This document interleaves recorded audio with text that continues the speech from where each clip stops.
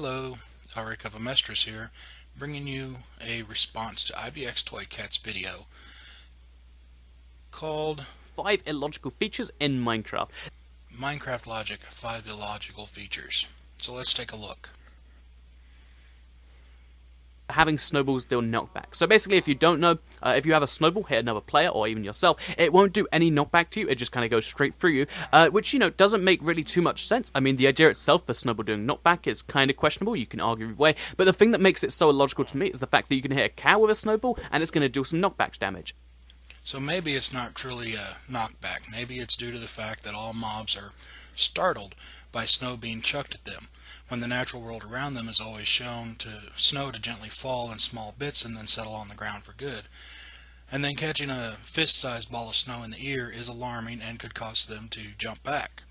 Humans, however, are clever and know the snowballs are, since we are the only ones who make them, so we're not surprised. In Minecraft, both these cows here are female. You might notice they both got udders, which means they're both female and they're both the same gender. However, we can breed them together. And you might argue, oh, Minecraft has no gender. And I think that is the official argument behind why any animal can breed any other animal.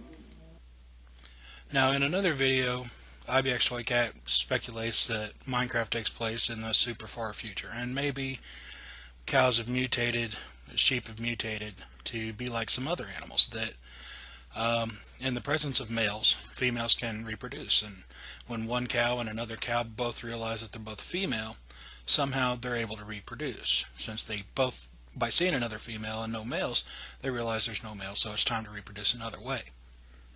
Fences make sense. If you look at them, they're a block tool and they do their own thing. However, what doesn't make sense about fences is the fact that, they're 1.5 blocks tall with an invisible little barrier above them, which I don't know why that I don't know why the model couldn't have just been slightly taller, but it means you're in this really confusing situation where if you place something on top of the fence, it actually makes the fence smaller to get on top of and you can climb over it. So, now, I don't think adding anything on top of a fence makes it smaller, just makes it easier to get over.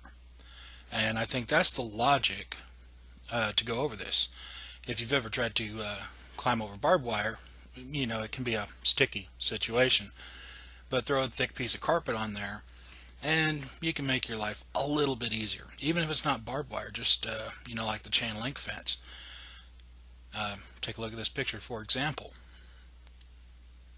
if you look, they make this magic writing come to the table. And if you argue, oh, they're magic books, and they make the table more powerful by default. One, why do these magic books not have any place outside the enchantment table? And two, why is it that this magic, that's so incredibly awesome, can be stopped by just placing a single block between the thing? Now here I am in my Enchanting library. And the way I look at this is all these particle effects. They're representations of knowledge. So I go into my Enchanting, I look at my books, I look at the blue book, and it reminds me, oh, I remember a spell out of that one. That can help me get looting on my sword. And, oh, that yellow book, that reminds me I need to put mending on my boots, and so on and so forth. And then you put something in the way of knowledge that blocks your knowledge.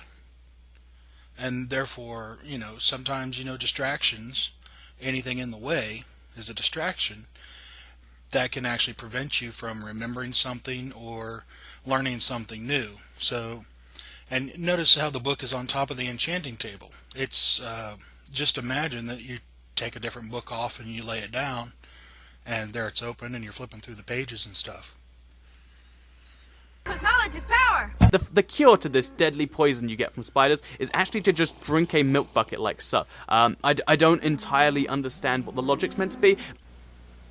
What girl's gonna go for me with a body like this? Hang in there, Tom. I'm you 2 years from now, because you're drinking milk and working out. Well, I'm not changing so far. But milk's at work inside you. Oh, yeah?